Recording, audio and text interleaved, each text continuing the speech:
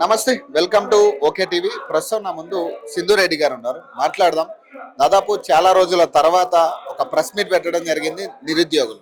So ప్రధానంగా వాళ్ళు demand చేసేది ఏంటంటే అసెంబ్లీ సమావేశాలు ఏదైతే జరగబోతా ఉన్నాయో ఈ అసెంబ్లీ సమావేశాల్లో నిరుద్యోగ అంశాన్ని కూడా లేవనెత్తాలి. మీ నీళ్లు హక్కులకి ఎట్లా అయితే మీరు మాట్లాడుతున్నారో సో దీని మీద కూడా మాట్లాడాలంటూ కూడా వాళ్ళు ప్రెస్ మీట్ పెట్టడం జరిగింది. సో ఒకసారి మాట్లాడదాం. సో ప్రధానంగా ఈ రోజు మీరు అసెంబ్లీ సమావేశాలకు సంబంధించి అసెంబ్లీ సమావేశాల్లో మీ విషయాన్ని లేవనెత్తాలనేది మీరు మాట్లాడుతూ ఉన్నారు. కానీ ఎక్కడ కూడా ప్రభుత్వం నిరుద్యోగుల అంశాన్ని పట్టించుకుంటున్నట్టు కానీ లేదంటే నిరుద్యోగుల అంశం గురించి మాట్లాడుతున్నట్టుగా కానీ ఎక్కడ కనిపించట్లేదు. మరి ఏం చెప్తారు? ఇక్కడ వాళ్ళు పట్టించుకునే వాళ్ళైతే ఇప్పుడు మేము గ్రూప్ 1 కేసు కోసం కోర్టు ఈ రోజు కూడా హియరింగ్ నడుస్తోంది. అది ఉండేది కాదు. మేము ఇట్లా ప్రెస్ మీట్ పెట్టుకోవాల్సిన అవసరం మాకు అంతకన్నా ఉండేది కాదు. మెయిన్ థింగ్ ఏంటంటే ప్రభుత్వం కంప్లీట్ గా నిరుద్యోగుల విషయంలో ఫెయిల్ అయిందండి. నార్మల్ గా చూసుకుంటే ఓన్లీ నిరుద్యోగుల విషయంలో కాదు, చాలా ఆస్పెక్ట్స్ లో ప్రభుత్వం ఫెయిల్ అయింది. ఇదైతే షూర్ గా చెప్పగలుగుతాం. అండ్ మోర్ ఆఫ్ మేము నిరుద్యోగులుగా మేము ప్రభుత్వాన్ని డిమాండ్ చేసేది ఏంటంటే అసలు మీరు ఎందుకు మా సమస్యను పట్టించుకోవట్లేదు? మీరు చేస్తే చేస్తా అని చెప్పండి, లేదు అంటే లేదు అని చెప్పండి. ఇప్పుడు మేము త్వరలో ఇస్తాం అనుకుంటూ పోతే అందరూ మీరు ఇచ్చే నోటిఫికేషన్స్ కోసం అట్లా కూర్చొని టైం అంతా అయిపోతుంది, వాళ్ళ ప్రీషియస్ టైం అయిపోతుంది. దానికి ఎవరిని గిల్టీ చేయాలి? ఇప్పుడు మేము ఖచ్చితంగా ప్రభుత్వాన్నే కదా. ప్రభుత్వాలు మీరు ఎందుకు రేవంత్ రెడ్డి గాని ఇంకా ఇతర మంత్రులు గాని ఇంకొకరు గాని మీకు ఎందుకు ఈ సమస్య పట్టడం లేదు అసలు? అంటే ఇక్కడ ఒక నిరుద్యోగిని ఒక ఓటులాగా మాత్రమే చూసిండ్రు ఇన్ని రోజులు, ఇప్పుడు కూడా అట్లాగే చూడాలి అనేది మీ వైఖరి అయితే మాత్రం అదే ఓటు రూపంగా మీకు చాలా రకాలుగా చాలా సార్లు చూపించే ఛాన్స్ మాకు కూడా వస్తుంది. ఇప్పుడు రాకపోవచ్చు కానీ ఇంకో సంవత్సరంకో 2 సంవత్సరాలకో ఖచ్చితంగా వస్తుంది కదా. అంతదాకా తీసుకోపోవద్దు. ఇంకా అన్నిటికంటే ముఖ్యం ఏంటంటే చాలా ఆత్మహత్యలు జరుగుతున్నాయి నిరుద్యోగులవి. మరి వాటికి సంబంధించిన రెస్పాన్సిబిలిటీ ఎవరిది? ఎవరి తప్పిదమని మేము కన్సిడర్ చేసుకోవాలి? ఒక సందర్భం వచ్చినప్పుడు కేవలం ప్రెస్ మీట్లకే పరంపర కొనసాగుతుంది తప్పితే నిరుద్యోగ అంశం గురించి మీరు అడిగే క్వశ్చన్స్ కానీ లేకపోతే మీరు అడుగుతున్న ఈ 2 లక్షల ఉద్యోగాలకు కానీ సమాధానం అయితే ప్రభుత్వం నుంచి రావట్లేదు కదా. రావట్లేదండి, అదే కదా మా బాధ. ఇప్పుడు ప్రజాస్వామ్యంలో మేము కొన్ని రకాలుగా మాత్రమే మా బాధని ప్రభుత్వానికి వినిపించగలుగుతాం.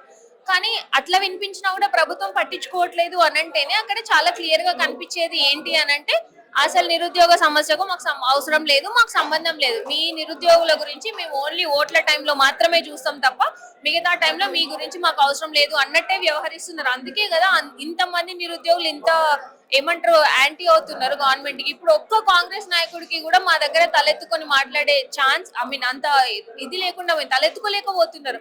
అంత నాకెందుకు తెచ్చుకున్నారు? అంత అవసరం ఏముంది? లైక్ ఒక నోటిఫికేషన్స్ ఇవ్వండి. మిమ్మల్ని అంతకు మించి ఎక్కువ ఏం అడుగుతున్నారు? సరే పోనీ జాబ్ క్యాలెండర్ పరంగా మీరు ఇంప్లిమెంట్ చేయలేరు, ఇంప్లిమెంట్ చేసే దాంట్లో మీరు ఫెయిల్ అయినారు, ఓకే. కనీసం 6 నెలలకు ఒక నోటిఫికేషన్ ఇవ్వండి. అట్లీస్తేనన్నా ఒకటి కాకపోతే ఒక్క దాంట్లో నిరుద్యోగులు ఇట్లా నిమగ్నమై చదువుకుంటూ వాళ్ళ పని వాళ్ళు సాగిస్తారు కదా. అట్లా లేదు. సరే పోనీ ప్రైవేట్ సెక్టర్ లో నిరుద్యోగులకు ఎంప్లాయ్మెంట్ క్రియేట్ చేయడానికి గవర్నమెంట్ ఏం ఇనిషియేటివ్స్ తీసుకుంటుంది? ఇప్పటి వరకు ఒక్క ఇనిషియేటివ్ గానీ ఒక్క పాలసీ గానీ రూపొందించిందా గవర్నమెంట్?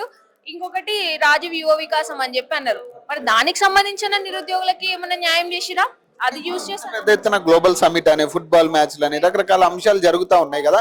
ఇక్కడ ఎక్కడ కూడా మీకు అనుసంధానంగా జరుగుతున్న విషయాలు కూడా ఎక్కడ కనపడట్లేదు. అంటే నిరుద్యోగుల్ని టోటల్ గా పక్కన పెట్టినట్టేనా? అంటే ఇప్పుడు అధికారంలో ఖచ్చితంగా పక్కన పెట్టేసిండండి, దాంట్లో నో డౌట్.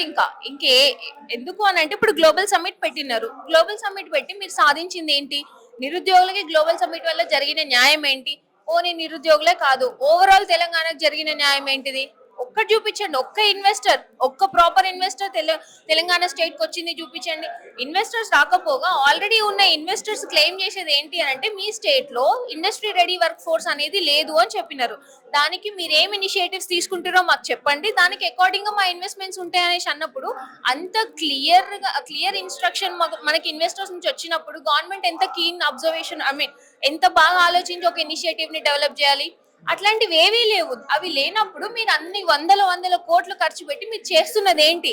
ఈ 100 కోట్లన్నీ అప్పు తెచ్చి పెడుతున్నారు. దాన్ని రేపు పొద్దున ఎవడు కట్టాలా? మేమే కదా కట్టాల్సింది. మాకు ఉద్యోగం లేదు. ఇప్పుడు మీరు పెట్టే వృధా ఖర్చులకి పైనంగా ఇప్పుడు నుంచి మా ఫినాన్షియల్ బర్డెన్, మళ్ళీ మీరు మాకు ఫినాన్షియల్ బర్డెన్ వేస్తారు. అసలు ఏ లెక్కన కన్సిడర్ చేస్తుంది?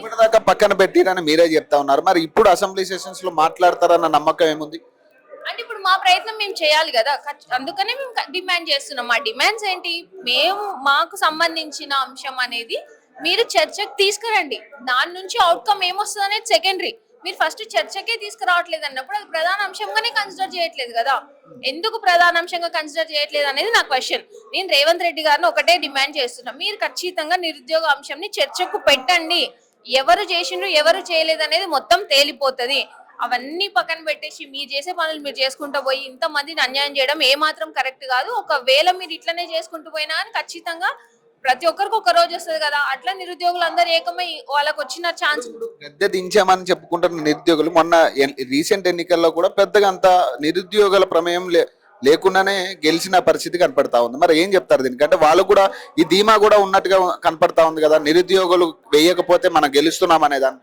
ఇవి బై ఎలక్షన్స్ కాబట్టి నిరుద్యోగుల సపోర్ట్ ఉన్నా లేకున్నా గెలవగలుగుతారండి. ఎందుకంటే అందరికీ తెలిసిందే బై ఎలక్షన్ లా ఏం పెట్టి గెలిచిండ్రు అనేది అది ఓపెన్ సీక్రెట్. తెలంగాణ ప్రజలందరికీ వాళ్ళు ఎట్లా గెలిచిండ్రు, ఎన్ని పైసలు పెట్టి గెలిచిండ్రు అనేది అది తెలిసిందే.